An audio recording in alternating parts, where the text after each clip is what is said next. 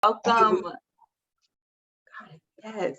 Hello, everybody, and welcome. You are on Candid Camera. We are so happy to have you here. My name is Gabby Lloyd. I am one of the alumni engagement managers with the Student Leadership Network.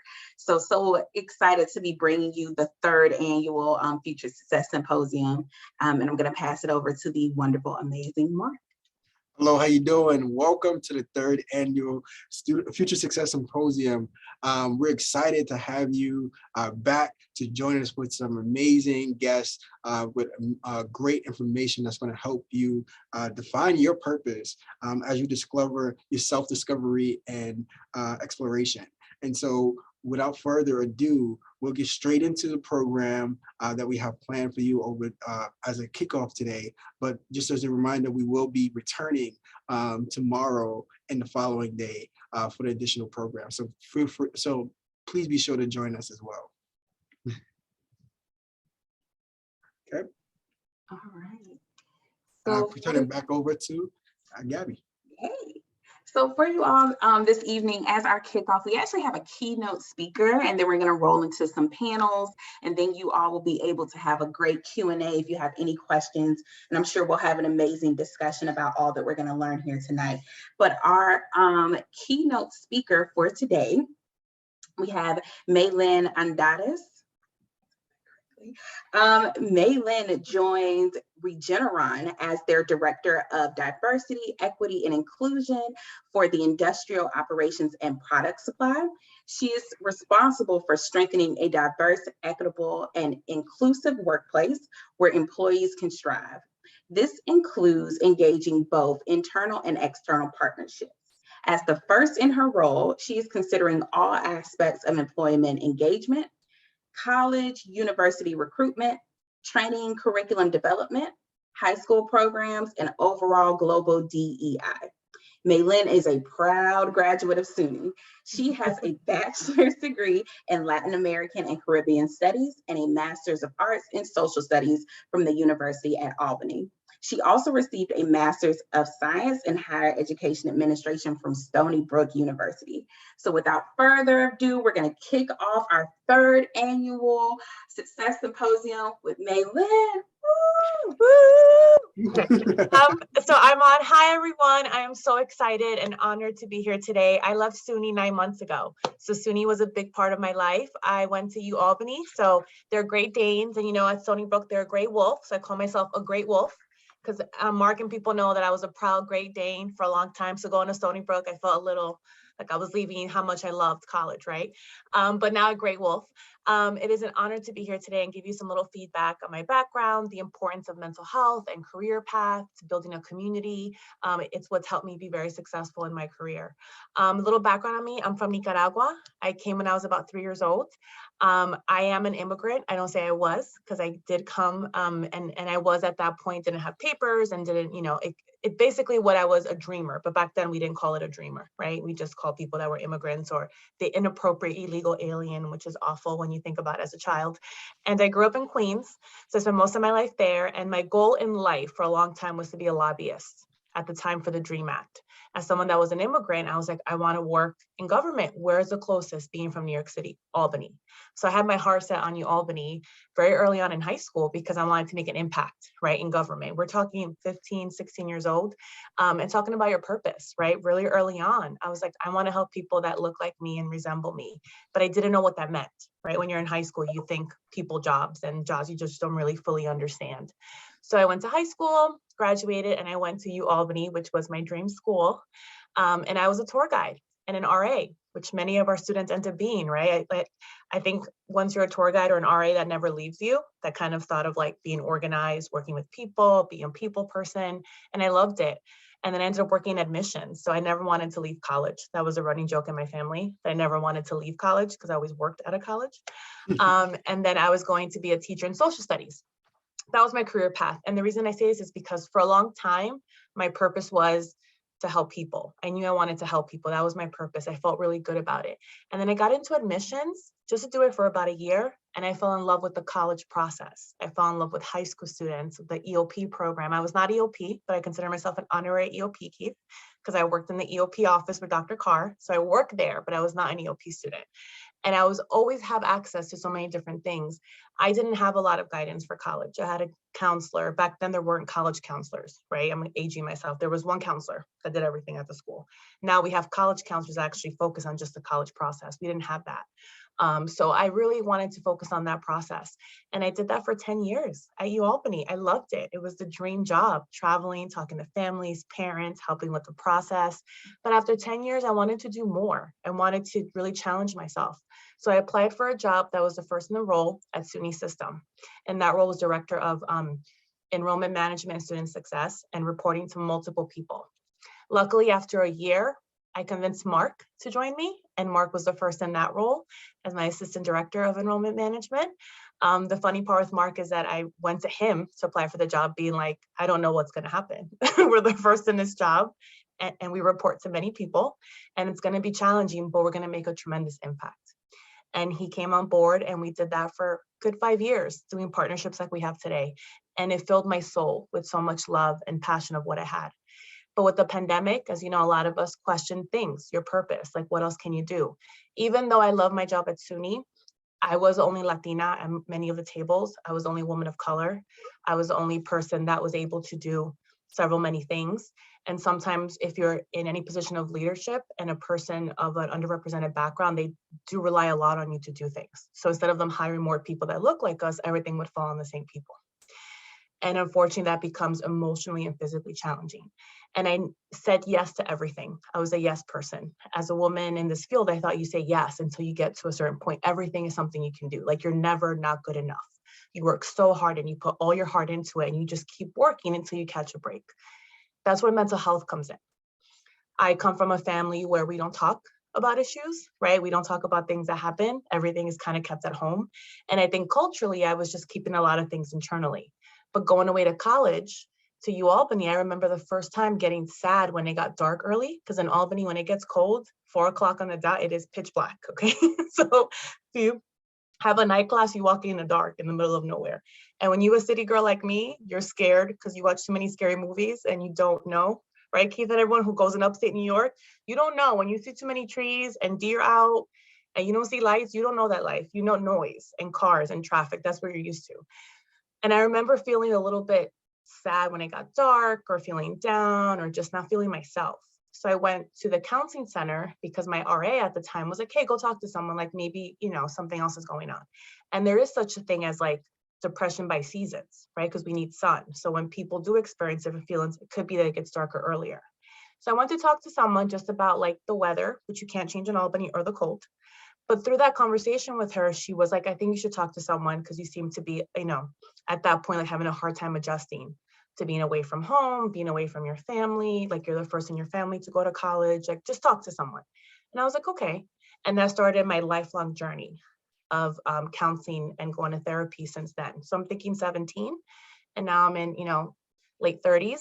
So it took me a long time to get to a place of comfort. And I say that because I was embarrassed about it at first. I didn't want to tell my family. I told my mom and she felt bad and thought it was her fault or that, you know, only people to her that need help go. Culturally, it's not something that is fully accepted. And I say that openly so students know that it's okay to be the first. Because if you're the first, like it means that someone's going to come after you.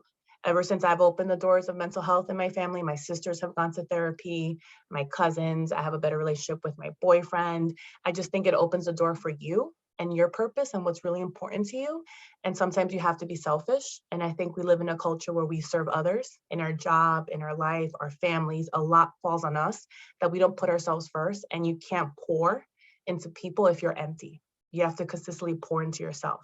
And it's taken me a long time to get there. So when I meet younger students or people in the profession, I'm like, don't make the same mistake I did. Pour into yourself, take the time off, end that phone call. You step away from work, spend time with your family and friends. I didn't do that. And what happened is it got me burnt out and it got me exhausted and it got me overworked and the passion was gone. The passion wasn't there that I knew I once had. So I think that's something you need to be mindful of is, you know, when you're not feeling okay, your body knows when you're not feeling okay. You get tired, you're exhausted, you're cranky, you're hangry, right? You want to eat because you haven't eaten all day. So your body would also give you some signs that you need to kind of check in with yourself and make sure. So I always say that there's, you know how they say that, you know, sometimes like there's food for the soul, there's also food for the mind and the body and health and exercise, journaling. I started writing more in my journal. That helped me express different things about myself. So I transitioned to a new role at Regeneron. I'm sure you might have heard about them in the news. It's really exciting to work for a company that created the antibody cocktail for COVID. It's actually getting tested right now for Omicron. Our biggest medicine on the market is Eylea. So it stops anti-age blindness, and Dupixent, among others. It's a huge leap of faith to apply for a job that you don't even realize, new industry, science, tech, but I came because I had the ability to impact and hire diverse students from different backgrounds. Not everyone in this company is a science major, right? We have human resources, finance, industry. So when I interviewed, I wanted to know that I came. And the number one reason I took this job is because I'm like, I spent 15 years getting students to college, to stay in college, to graduate college. Now I have a chance to give them jobs and opportunities and internships that are paid and things that will come full circle for their experience. That's why I took the role. And I lead 5,000 people. So I oversee half the company, Ireland and here in Rensselaer. So I go to 5,000 employees with different sites. I also report to the executive vice president, and we have partnerships in the community. So it's really nice to be the first. In some ways, it's great to be the first because you have no one to be compared to. It's bad because you have no guidance and no one that can really help you. You're the only one. But I think what I've learned is that mental health matters. The career path is not going to be end all. Don't limit yourself to what you think you can do because you'll be surprised what you're capable of. And what I want to touch on is building a community. You need people that you can rely on, that you can call. You know, like Mark and I, thankfully, love each other, care for each other, you know, want the best for each other. He was so happy for me to get onto this role, but I have people that I can call. I'm having a bad day, good day, support me, you know, lift me up, always be there. And in a community, it's going to look very different ways. I think people are like, well, I have my family, I have my friends, I have a partner, but keep in mind that everyone's going to feed you differently, right? Like I have a great partner, a great supportive boyfriend, but it's nice to have people in the industry that get what I do a little better and vice versa. So your community, don't limit it to people that look like you, people that understand you, but people that support you. That should be your community, because you may have people that have no relation to you and no connection. And I always tell people that some of my biggest mentors are mentors that I have nothing in common with, but they have pushed me to be more and be better and be stronger and be more aware of my strengths and my capabilities. So having a mentor is part of that community. So that's what I think is really important to be mindful of. I know I have a few minutes, but I wanted to leave for any questions, for any Q&A before I end it.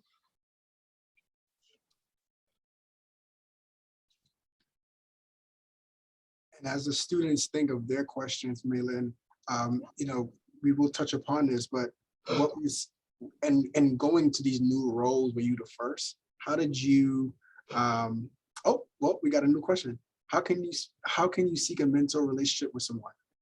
Absolutely, that is such a great question. It is a relationship building. So I always say to seek a mentor to someone that you aspire, you know, like someone that you want to be like, or someone that you look up to in a way. And I think it's really hard and a little awkward at first because you don't know. You're like, do I email them? Do I ask them? Like, do I just email them? You would be surprised how many times people are so more than happy to welcome you and encourage you. So I would start off with looking on LinkedIn, looking at jobs. Here you have a wealth of resources with all of us. So reach out to any one of us here on this call that can help you. Have a mentor, someone that you want to have a relationship with that's going to help you in some way, whether it's personal, in your career, in your academics. But the mentor relationship can be a little tricky at first because it can feel a little one-sided as you're trying.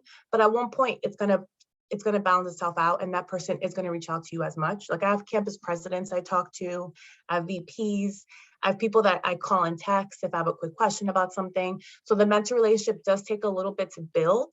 If you have any questions, I'm more than happy to have a conversation with you offline on how to best do that. But I would definitely start with LinkedIn and start with the resources you have here of people that we can connect you with.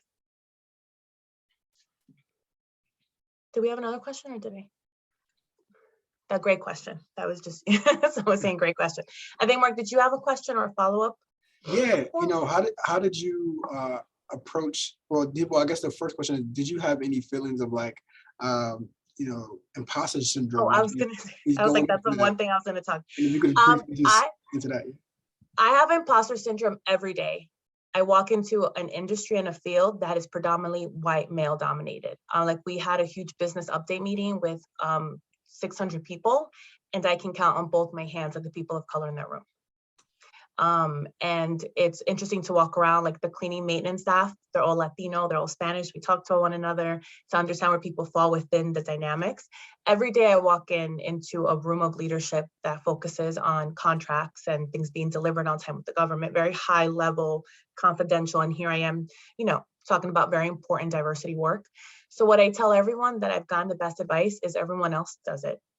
Right. So it's not faking it until you're making it, but it's being very confident in your expertise and the work that you bring. So every time I have the little voice in my head that's like, what are you doing here? Like, how do you feel? Like, how did you make it here? You don't know. I try to also in my head, like counteract it with, you're amazing, you're great, you're impacting employees, you're impacting the best way, you're doing a high school program in the community, like you're helping at the YMCA on the board. We have a lot of funding, which is very different from higher education where we didn't have a lot of money. Now we have money to give resources. I have money I can give out to people. I have EOP students I can hire as interns. So for me, that's where I get my happiness, is all the good that I do. But the head is there. I mean, the little voice is there. I think it doesn't ever go away. I just think that you learn to manage it or talk back to it and kind of say a different story, a different narrative to the voice in your head. I have a question before we move on.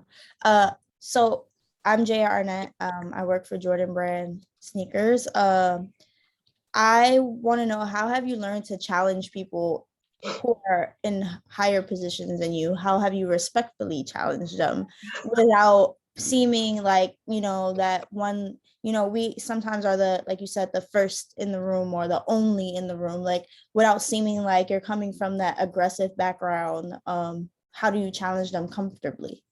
100%. That's a skill to manage up, which I think, we've talked about, even Mark and I and different people I've reported to. The best thing I've learned is I've studied people and how they react and how they communicate, because not everyone is going to communicate back the same way. And I'm on a table where I'm with senior vice presidents, right? VPs who are at this point like millionaires with the cocktail, right? Like money coming out of, like jets, boats, like all this craziness. And I'm sitting here really questioning the diversity of their department, their current employees, the recruitment process, why there's not, like enough people being promoted of color in their areas. And I think the best approach I've done is everyone has their expertise. So I don't go into a forklift, right, and do a forklift. Like I don't go into a lab and make the medicine, because that's not my job, right? So I have to be very respectful. And sometimes it comes off as aggressive, but I'm like, is it aggressive because I'm a woman of color? If a man said it, it would be fine. But I have to be questionable. So I come in very respectfully, but I'm like, this is what I was hired to do. Dan wants me to do A, B, and C. So this is what I'm asking you to do. And it's taken me a lot, to be honest with you, because I've gotten nervous the first 6 months, but I report to the executive vice president, even though I'm not a senior vice president. So he said openly, like, Meylin is my director of DE&I, whatever she says, go. So having that support has encouraged me to be more vocal, but people also don't want to face certain things that they're not doing right. And I think where I've had to do is had to have private conversations with leadership, like one-on-one, to be like, hey, I pulled up data, I'm noticing this isn't working. I do have a suggestion for you. Like, why don't we try to team up so I don't go in front of your team and make it look like you're doing this incorrectly, which they are. And I think the other learned secret is it's our ideas, but you have to make them think it's their idea. I know it sounds awful, but you have to go through a way where you have to be like, well, this is great. What do you think? And then they're like, well, yeah. And then it comes up with, but then it's at the end of the day, it's with the function of the business in mind and the employees. At the end of the day, my boss knows what I'm doing. So do I want to prove it to everybody, or do I want to get the work done? Right. So I think you can find an even ground. But the leadership, I work with a lot of, I've had things said to me where I'm like, you can't say that. Now, 9 months in, I'm like, you can't say that publicly. I know what you're trying to say to your staff, but you can't say that. That's not coming off the right way. And this is why. But it's taken me 9 months and probably a little bit more. But I think the one-on-one private conversations I've had with leadership has been more useful. So we have a plan so they feel that I'm not coming in to just make them look bad. Because it's not a problem at Regeneron, it's an industry problem. Like, it's not a diverse industry. So when I approach them, I'm like, just so you know, this is not an issue specifically to your area. Like, if you work in quality control or quality assurance, it's going to be mostly male dominated, right? So I come to them with facts that come from the outside world, so they don't feel that I'm attacking their leadership, because that's not what I'm trying to do. that make sense? Thank you. Yes, Keith, I read a lot of books about power and how to manage people. So you pick Rule what number works. 1, never outshine the master. You have learned.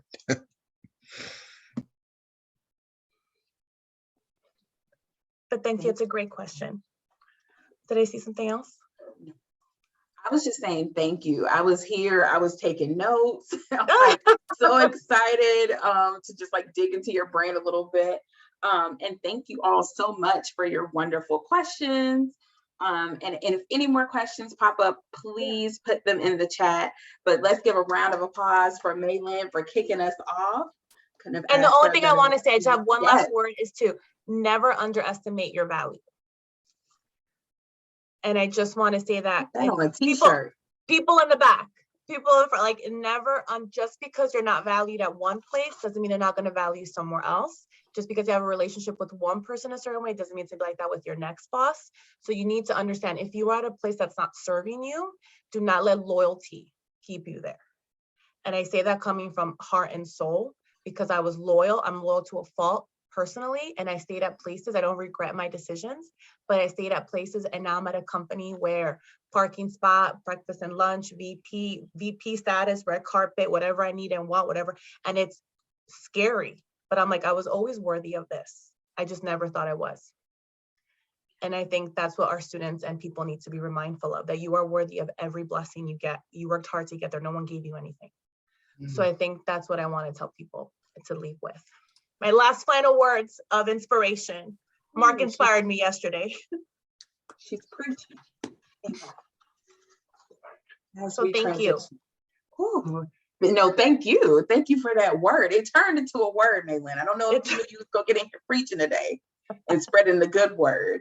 But no, thank you so much. And I hope that everyone hears that and then is able to impart that wisdom to someone else. Each one teach one. I learned something today. I feel like I'm going to tell everybody I see from now on. So thank you for that amazing, wonderful kickoff. I feel like we all feel inspired. We feel ready to move into the next day.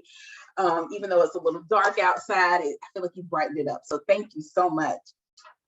All right. So we have a panel for you all. We are so excited. It's going to ease on into like valuing ourselves. We have a mental health panel today. So our panelists, right? We have Jessica Hurd, who is a licensed mental health counselor. That's Jessica. Yes, giving snaps to Jessica.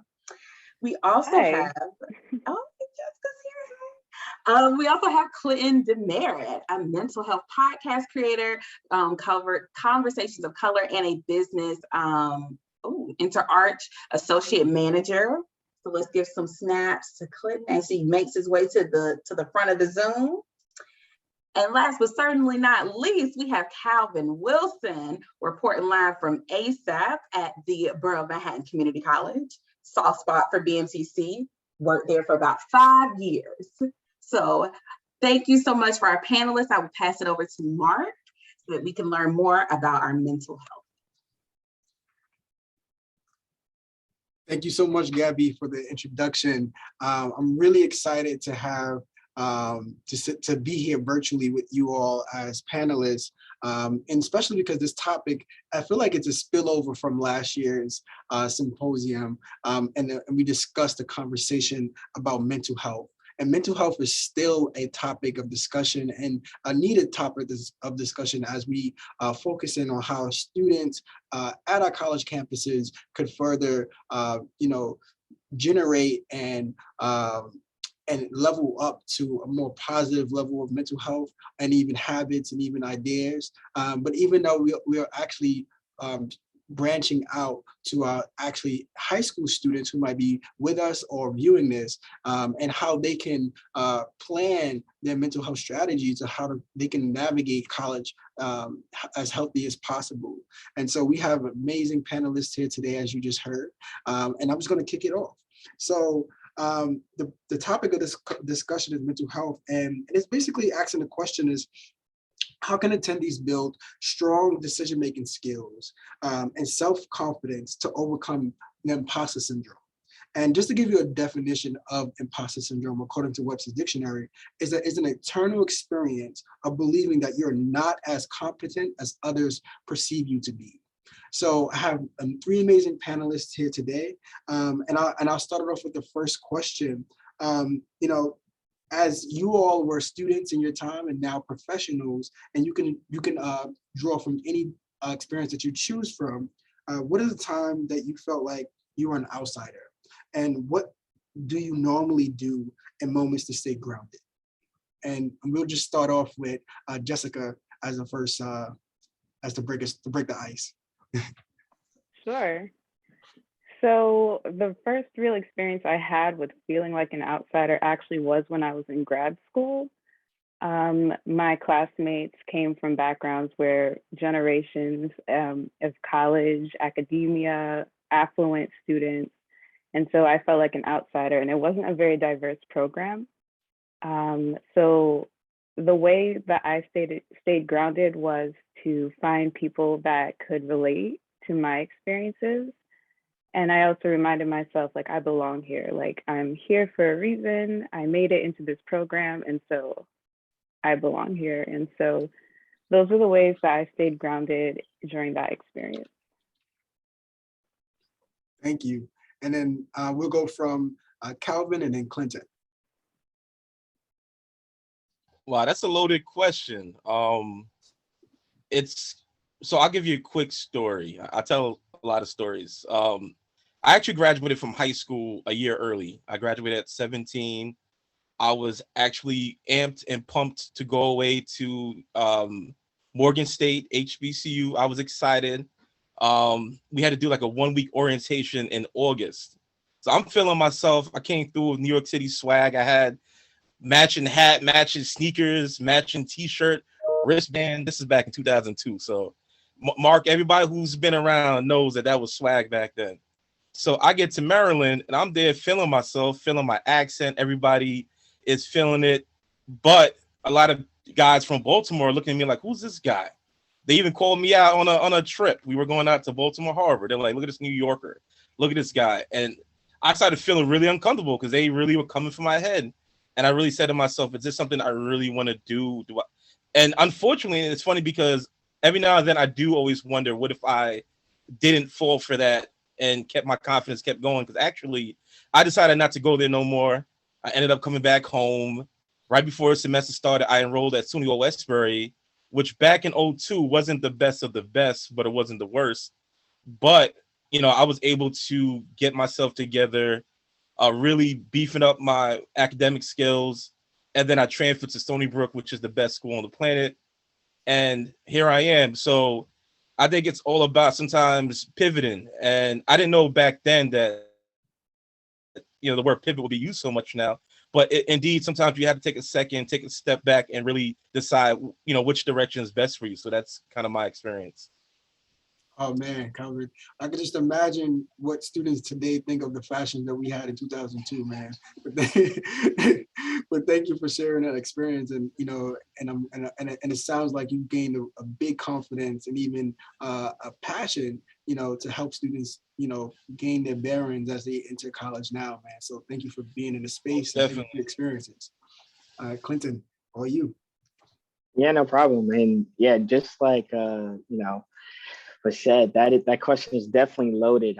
But for myself, I think going to SUNY Plattsburgh, which is a predominantly white institution, and I grew up in the Bronx, so being surrounded by people who didn't look like me, like my high school was 5,000 kids, and they were mostly Black and Spanish students.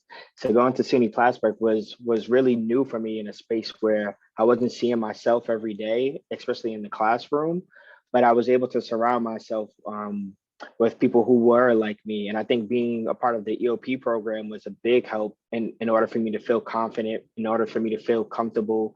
I already knew the layout of my campus. So just kind of having that experience allowed me to feel comfortable there. And just like Jessica was saying, was just associating yourself with people who are trying to achieve the same things that you're trying to achieve at school as well.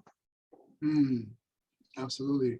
And I think that and I just want to kind of put these in context for, our viewers and even our guests here today, because I think that we talk about certain things like, oh, we experienced it, we overcame it, and then it was never a problem again. But how have you, and anybody can answer this question if they feel inclined to, but how have you dealt with it when it popped up again? And did you use those same resources or those same methods to kind of reground you the second time around or the third time around, etc.? Because I feel like you could experience this feeling of imposter syndrome in different spaces of your life, even though you've overcome it in others. Yeah, for sure. Using the same grounding techniques of just like reminding myself of why I'm there. But I also like affirmations as well. And I always advocate for doing meditations. And so they have a lot of just guided meditations that are uplifting that I recommend, like from YouTube, or they have apps like Headspace or Calm. And I think that those are really great resources for helping with things like imposter syndrome. Thank you. Thank you so much. And I think that, because we are talking about mental health and, self-exploration and discovery surrounding the college student experience, we all started from somewhere, right? And we're not necessarily perfect then, and we probably still aren't perfect now, but reflecting on your time in college, can you discuss or let us know something that tell us about a time you made a mistake and how you learned from that mistake, and give us a little bit more insight of like if it affected your mental health, and if so, how did you address that in making mistakes? Like, how did you balance that? And we'll start in reverse. So we'll start from Clinton and then go back to Jessica. Okay, cool. Yeah. I would say from my college experience, the mistake I probably made was I definitely underestimated myself. I didn't think I was going to go to school. I was trying to get into trade schools because I was heavily focused on making money now. So I just always remember seeing those car commercials like, come fix up the cars, even though I know zero about cars, don't care for them, but I was willing to do it to make money. But I think the only thing that I learned was that I didn't give myself much value, thinking that I couldn't get into the big SUNY schools, that I didn't even apply to them, though they wasn't even on my list. So I think I underestimated myself and devalued myself in terms of like the education that I could have obtained applying to those different schools and programs there. So that would be the biggest lesson is like over just shooting, as the kids say, shooting your shot, right? And definitely going for the things that maybe be outside of your reach, but just believing that you deserve it and that you can attain those things. That's a really good lesson. 100%. Yeah. Calvin? So I don't know, this might be kind of personal, but I can honestly say in my second year, I wanted to transfer my second year, but I had a girlfriend. And I'm like, no, my baby boo forever. I don't want to ever leave you. And I ended up really keeping myself back from actually stepping into my greatness at, Stony Brook. And funny thing, of course, ended up breaking up that same year anyway. And that kind of taught me that, sometimes, people always say selfish is a bad word, but sometimes you have to put yourself and your interests first or prioritize your self-interest. It worked out, and literally I look up in the couch. Literally, as I'm older now, I look back and I don't really believe in mistakes. Because you kind of start realizing a lot of stuff has really added on to our own personal evolution, but it's so hard when you're in it to really understand that. So I think we should definitely be okay with making mistakes. I don't mean go out and just go and bomb a test and just be like, oh, no problem, but realize that there's going to be a lesson in everything we do, even in cuffing in college and not, reaching your destination sooner. Because I'm pretty sure that experience also helped me, when I made my transition. Thank you so much. And I'm sorry to hear that was the byproduct of that relationship, man. But it seemed like you learned a lot from there. And it's good that you. Thank you for sharing that experience, because it's maybe something that we wouldn't necessarily hear that students are experiencing right now. So we really appreciate that input. And Jessica? Yeah, so it was more of a theme for me that I thought of for this. It was not staying open to opportunities. That's something that stays with me, but I definitely have learned from it. And just some examples, I had the opportunity to be an RA as well, the opportunity to study abroad, walk in a fashion show, just different things. I had a very specific game plan and a balancing act of making sure I was graduating on time, but then also having fun, enjoying college. And anything that didn't neatly fit into my plan, I kind of blocked out. But there are so many different experiences that can enrich your college experience. And I think just paying attention and really considering what would have added to that experience and not just blocking it out because, oh, it doesn't neatly fit into the box. So, yeah. Jessica, that's definitely, I think that's, like, I relate to that topic and that theme as well. With Clinton, we went up to SUNY Plattsburgh, and all of students from around the area were snowboarding, and they were like, "Why don't you come snowboarding? Why don't you come snowboarding?" I'm like, "I'm a Black man. I don't snowboard." But this is something that I now experience as an adult, and I love it. And so I would say that's my mistake. That's my mistake. But we're all here. We're all better for it, right? Now that we have the opportunity to grow, but now that you students are viewing this, you can learn from our mistakes and not make those, and make better choices. But just flipping that question on its head, right? What are some experiences from your college era that decisions that you made that you're really proud of, that you can say, like, I'm so glad that I took that step. I'm so glad that I made this move, that it's actually a cornerstone to who I am today. And we'll start from Calvin, and then we'll go to Jessica, then back to Clinton. You know what? I would say grad school. I remember, well, my story is where, so when I got to Stony Brook, things went crazy. I thought it was going to be a non-party school. I'm thinking I'm just going to be able to fly through. I had a 3.75 at OSbury, so I'm thinking I'm going to keep that going. Got to Stony Brook, my GPA was first at 2.5. And then I had to really build that back up. I applied to grad school with a 2.8 GPA, and they actually accepted me later on off the wait list. So this is like 2 weeks after school began, they actually pulled me on. And I remember thinking to myself, do I want to go to grad school or just start working right away with my bachelor's? And I think if I didn't go straight to grad school, I think I would have delayed my progress, because honestly, grad school was the best experience for me in college ever. I made so many connections, also really defined what I wanted to do as a career. Because one of my internships my background is social work.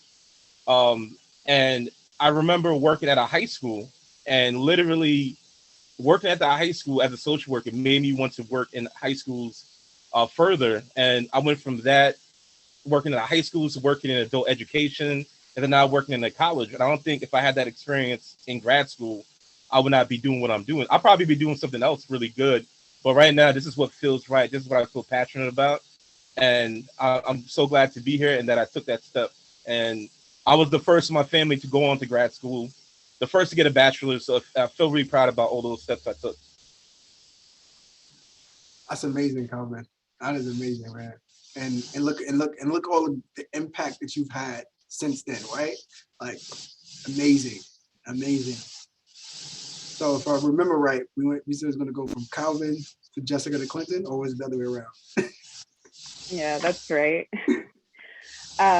Yeah, so overall, I would say just staying true to myself is a theme of decisions that I feel like I'm really proud of.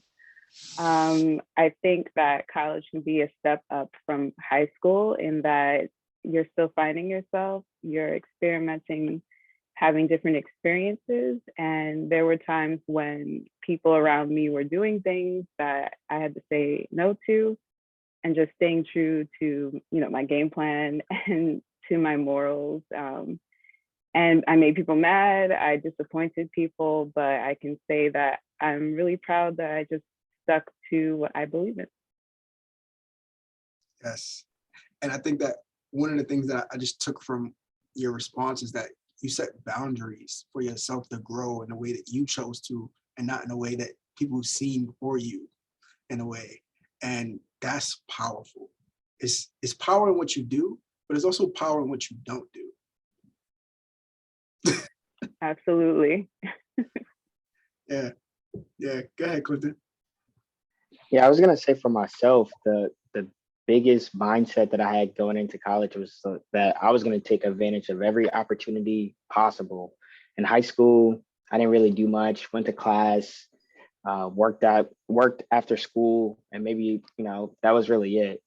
But I knew that my mindset had to change. My approach to going to college needed to be different, and I was able to be an RA, study abroad. I was able to do so many things that I didn't think I was capable of doing, but because I went in there saying that I'm going to do whatever I can do, take advantage of every opportunity, I was able to do so much on the campus, student government. I was trying to do it all. So I think that's the biggest thing, is that going in and just thinking that, you got to prepare yourself mentally that, hey, I can do anything that's possible on campus, off campus, and continue that mindset when you graduate. Yeah, man. And I think the mindset part of it is just like, once you, I guess it's not something that I think that with social media is like, people was like, you need to have great mindset, and they think you can just switch on and off a switch to change your mindset instantly. But I love that you took the point and said that, no, this is take time. Like, I've been working on my mindset and continue to work on my mindset for a very long time. And so, it's always a great time to start now, and just continue to, build brick by brick to get to that mountaintop of, the mindset that you're striving for. So I love that, Clinton. That's great. I definitely want to kind of just go a little deeper and just kind of emphasize some of the mental health aspects of it. And I think that this is all related that we're talking about. But I guess I feel like you guys are so polished right now, and it's amazing for students to see and strive for. But in the areas that in the moments where you felt like you were struggling, what was it that you were struggling with along the way, and and how did it contribute to your growth? And we can start, and whoever wants to go first, so I can decide. So Clinton, seemed like you want to talk. Go ahead. Dang, I thought I had to, but for me, I think during my time at school, the hardest part was like time management. I think that was the hardest thing, just trying to hang out with friends, be on top of your grades, being involved in the activities on campus was really tough. And I think what I used to do was always put everything into my phone, my little iPhone, and like put hey, I got this meeting here and this meeting here. And that really kind of transitioned into what I do like now with work, and like even personal stuff, making sure I add it to my agenda just so that I can recall and have it on my board visually so I can see it, just so I can remember, because it's hard to kind of keep up with all the things that you're trying to do in life sometimes. Yes. And now I'm just going to shout Clinton out, but Clinton in college did a whole presentation about time management. So he is Mr. Time Management. And I guess we'll go to Jessica and Calvin, if you feel so inclined to reply. Yeah. it's funny because I'm here, and a few years ago, or especially in college, I would never say that I would agree to do a panel, because speaking up and having my voice be heard is something that I struggled with in school. And so I guess in a mental health perspective, that would probably be categorized as anxiety, social anxiety to be specific. But it really doesn't align with my value to not speak up, because I value people's voices. And as a therapist, I really lean into people's stories, and I really enjoy helping people work through whatever they're going through. And so the way that I've been working to overcome that, and especially the element of imposter syndrome, is just my voice is valuable too. What I have to say is important too. And so that's been the way that I have worked on it. Absolutely. Continue to bless us with the gems you've been dropping, because they've been heavy. Calvin? Is it okay if I use an example from my life as an advisor? Yeah, absolutely. So it's funny. So, Gabby can attest to this. For me, a long time, it really was an issue to allow people to fail. I'm working with a student. I'm seeing he's going down the wrong path. I'm sitting there losing my mind. And more, what I've been learning is sometimes we have to let people fail. And I've witnessed myself so many times where I have had students who had failed everything on probation, got dismissed. And then, from that lesson itself, they realize I need to do this different. I need to stop working as much. I need to meet with my advisor more. I never studied. That's probably why I didn't do so well. So let me start studying. Let me do a schedule that works for me. Let me change my major to something that I'm actually interested in. Let me find out more about my major. So, and a lot of times I feel like that really empowers a person, and that also gives that person the ability to see, that it's not all about having a fixed mindset. You can always grow. And a lot of times we can grow from those mistakes that we make. I like the word evolution. I think we're constantly evolving. It's like change is going to happen no matter what we do. Our hair is going to grow. Hopefully my hair keeps growing on my head. We're going to get a little taller, a little shorter, a little fatter, a little skinnier, a little whatever, but it's going to happen. But also we can make these changes. And I think for us to have that empowered mindset that at any given point we can make a change, and we have that power. So sometimes to allow somebody to take that L sometimes is also allow them to take a W. Yes. Calvin, that's powerful, man. I think, we live in a, like, and I hate to continue to reference social media, but we live in a, like, I need to be perfect.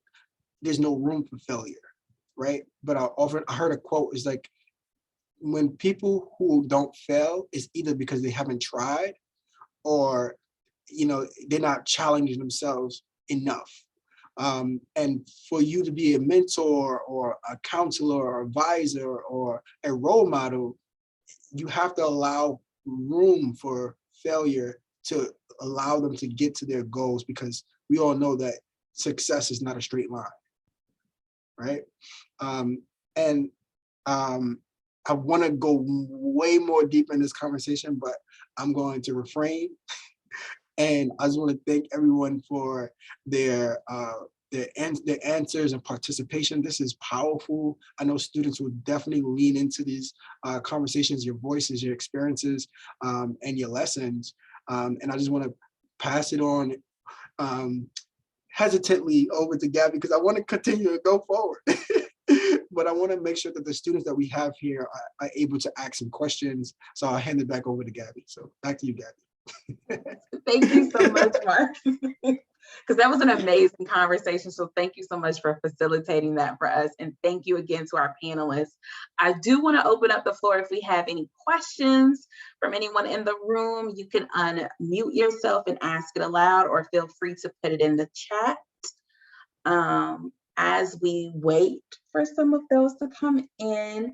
And I guess anyone can kind of touch on this, but Jessica, I was really interested to learn a little bit more about your path, because sometimes I think like as someone who struggles with a little bit of imposter syndrome, which we all do, just kind of wondering like how you would give advice to someone now that, not that you're on the other side of that, but like when you're meeting with people who may be going through the same things that you went through. That was a question I had as we wait for more questions. Sure. So this goes maybe a bit into less mental health and more spiritual beliefs, but I do believe that everyone has a purpose.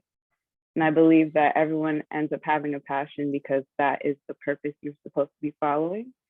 And so with imposter syndrome, it's really a matter of faith, I believe, and really believing in yourself and working towards, I have this passion. That means that this is what I'm supposed to be doing. And just keeping that faith alive as you walk your path, because as we know, it has ups and downs. So that's the advice I usually give when I'm working with someone on imposter syndrome.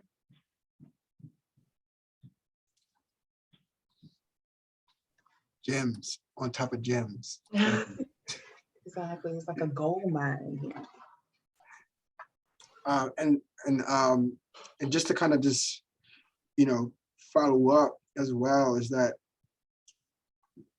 as you guys, until a question pop up, so feel free to chime in at any point, please. But to follow up on the question that we just left off on before we went over to questions, just like as we're perfecting ourselves, right? Who are the people that you're leaning on? Like, what resources, what community do you rely on to kind of, steady your walk to your higher self, right? Your ideal self, right? What does that look like for you all?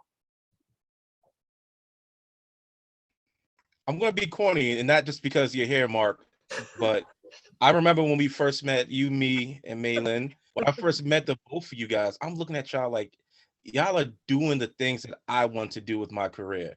And seeing that and connecting with professionals who are on the same path, same journey.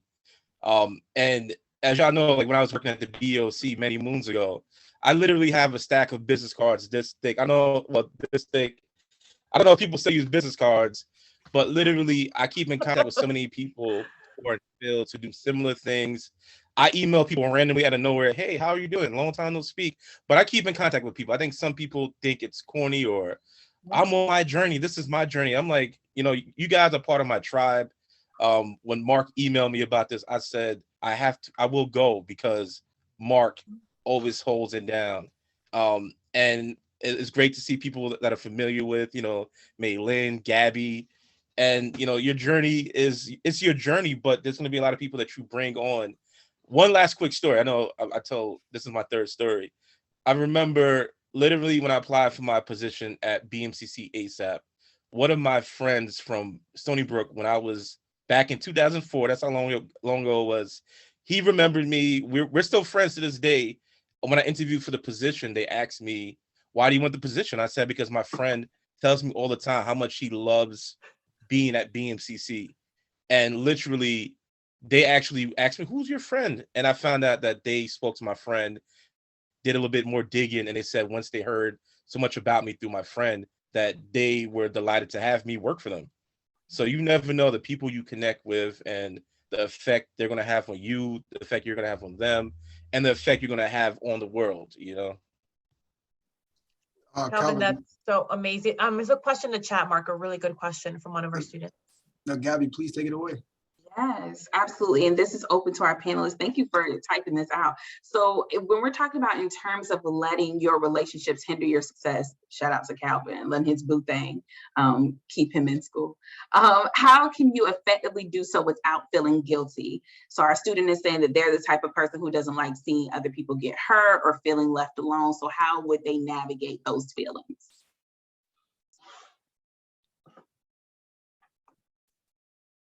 It's a hard question. I'm like, who wants to go first? It's a very loaded question. I'm not on the panel, but I just wanted to add that it doesn't go away. You have to really have boundaries and set, like coming from being the oldest of 3 girls, Mark knows my family. I took on a lot, I take on a lot as a woman. And I feel like you have to do what's best for you, and it's not being selfish. It's called self-care. So replace selfish with self-care and loving yourself, and always think that as much as you love others, you have to love yourself back. That's what's helped me kind of set that boundaries, that you have to love as much as you give. You bend over backwards, you do so much for other people, but then you don't do it for yourself. So how is that working on both sides, right? So you have to be very mindful that if you want to love and help your family, you have to help yourself be better so you can help them in return. Does that make sense? You can't give 100% unless you're completely good yourself. And it's taken me years, so I don't have a secret. So there's no way I can tell you to do it any sooner, but it is very hard to do. And such an important question. Keith, did you want to say something? Yes. Hi, everybody that's here. My name is Keith Nunez. I'm an EOP counselor at UAlbany. I know the panel is here, but just a quick answer to that question. It also ties into what I said earlier in the chat, which was no cuffing in college.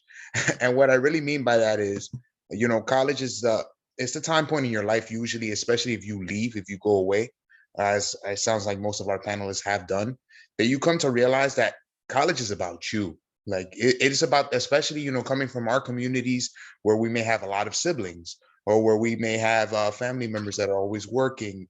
Like that is when you really is very introspective, that it's your time. So one of the biggest things I tell, let's talk about right here in your question, I'm the type of person who doesn't like seeing others hurt, right? Let's say you get involved with somebody, you have a boyfriend, girlfriend, or whoever in high school, and then you want to go away to college. It's about you. That's what the whole journey is about. It's about you.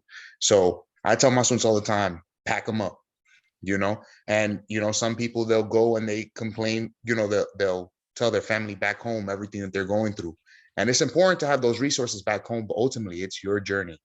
The number one example I tell all my students is, if you've ever been on a plane, what's the first thing that they teach you? If there's turbulence and the plane is going down, the air masks are going to fall. And they always say, put the mask on yourself before you put it on anybody else.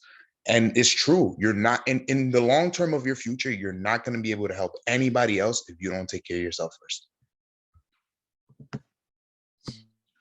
I wish I had the sound effect, drop bombs. That was powerful, Keith. Thank you, man. Thank you. And Jenna, did you have a question that you wanted to ask? Did you call me? Yeah. Oh no, I was actually going to add on. So I know I appeared out of nowhere. Hi everyone. My name is Donna. Gabby knows me, or Mina also knows me. I'm the peer leader at Student Leadership Network. I thought I'm also Armina's peer leader. I thought you asked a really thoughtful question. So while everyone else is also saying put yourself first, which I definitely agree with you. You should always come first. You also don't want to completely demolish your relationships. You want to balance out your time. Just let whoever it is know that you have to establish boundaries with them, that your schoolwork's going to come first, your priorities are going to come first. You're an aspirational person. I've met you, and you have to let anyone in your life know that what your goals, what you're striving for, that's going to come first. And everything else, I would say it's a balance between time. I'm still a student, you're a student as well. We have work, we have school, we have all these things going on, but also, for the sake of your own mental health, you don't want to completely isolate yourself and throw yourself into work at the same time. You want to have, some time where you give others your time, but of course your own schoolwork has to come first. That man, I know we're not in church, but y'all preaching. that was great. That was great. I think that, just to kind of sum up a lot of what we've talked about so far regarding mental health, and just kind of building a positive, foundation for people to stand on and to kind of navigate different obstacles of, this imposter syndrome and others, right? Relationships, growth, failure. You all touched upon topics I think that is going to be helpful for students for years to come, not only in just this next step for them, but I hope that when students see this, or for the students in the room, that you refer back to this, because this will be sent to you in the email. Yes, it will be sent to you. So feel free to reflect back on this and take some notes, because these are the gems that we wish that we had as we were going through this. We are the people that we wish we had as we were walking through our journeys. So please don't take this for granted, and share it also. Share it with a friend, share it with, share it with your parent, share it with aunt, uncle, cousin, because I think this is valuable information that, I'm not going to put a dollar on this, but I'm pretty sure people will pay a lot of money for this. But this is kind of just shows how much we care about your success and your future success. So I just want to end it there, and just thank everyone here who contributed to this conversation today. I'm so excited about this kickoff, about the third annual Future Success Symposium, defining your purpose and self-exploration and discovery. So I just wanted to do one quick shout out. She's not here with us today, but I just want to shout out Nicole Pierre, who was an intricate part in planning this symposium, and we wish you the best on your next endeavors. Thank you.